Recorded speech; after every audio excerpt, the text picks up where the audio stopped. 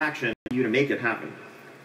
Now, allied races, like regular races, have new racials that are appropriately flavorful for where they're coming from.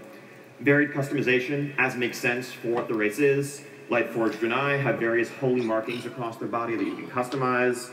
Lots of facial hair options, of course, for the Dark Iron Dwarves with their ember-flecked beards from their time by the Forge. Yes. But one difference is that allied races actually begin at level 20. They're a bit more advanced, and we know that if you're playing one, you're a bit more advanced as a player. You're already established in World of Warcraft. So you will start off venturing to Stormwind, venturing to Orgrimmar as a fledgling member of your race, looking to aid your new allies.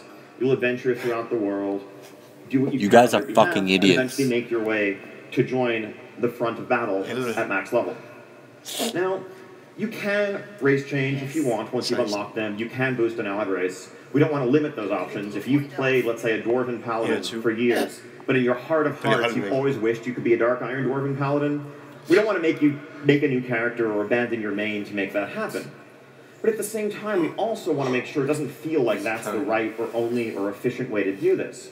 So if you level an allied race from 20 all the way to max, you will unlock a set of heritage armor, a cosmetic appearance that reflects the essence of what it means to be a Nightborn Elf or a Dark Iron Dwarf, that you can show off so that everyone who sees you understands what you've done. So just to sum up here, we have six allied races coming with Battle for Azeroth, but this is a system that's a foundation upon which we can continue to build in the future.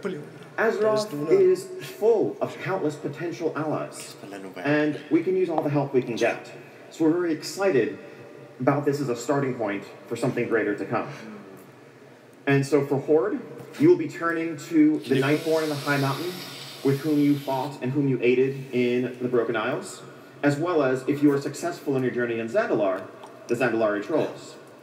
Meanwhile, the Alliance find fast new allies among the forces of Argus, the Lightforged Draenei, the Void Elves under Alaria's tutelage, and they'll work with Moira to rekindle and bring the Dark Iron Dwarves into the Alliance formally. So I know you caught a quick glimpse of these allied races during the feature reveal, but let's take a much closer look. Check out this video.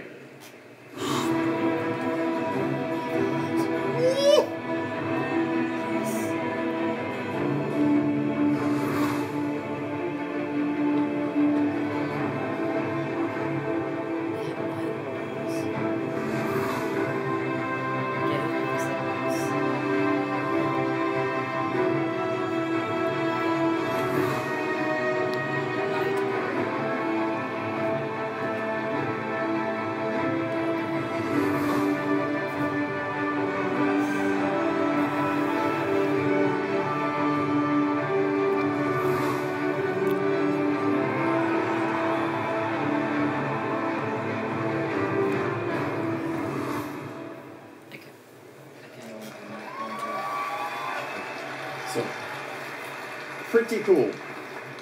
One nice thing about the cosmetic armor sets, and you saw all those heritage armor sets in that video, is as cosmetic transmog appearances, these are universal. So if you, for example, played a Dwarven caster and always wished you could have a more battle mage type look, doesn't matter if you wear cloth, you can still transmog it to look like that dark runic mail and show that off.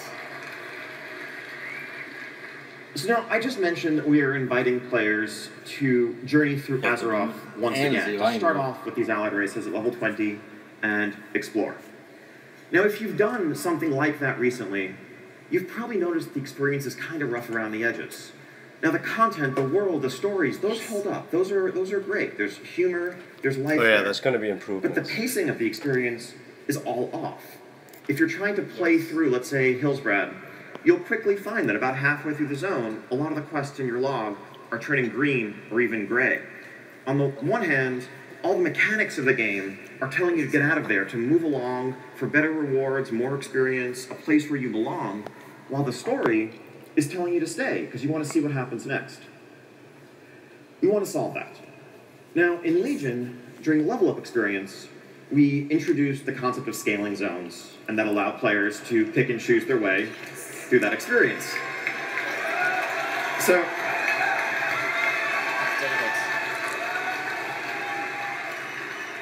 You have it figured out. I don't even need to give this presentation. But no, you can see where this is going. So we are looking to take that tech and expand it to the entirety of World of Warcraft. And the whole new game. Yeah, we are super excited about this too. There'll be a couple of little differences in how it plays out here versus how it did in Legion. So first off, we don't want Westfall to scale all the way up to, let's say, level 110. So within these regions, there are level ranges with minimums and maximum level.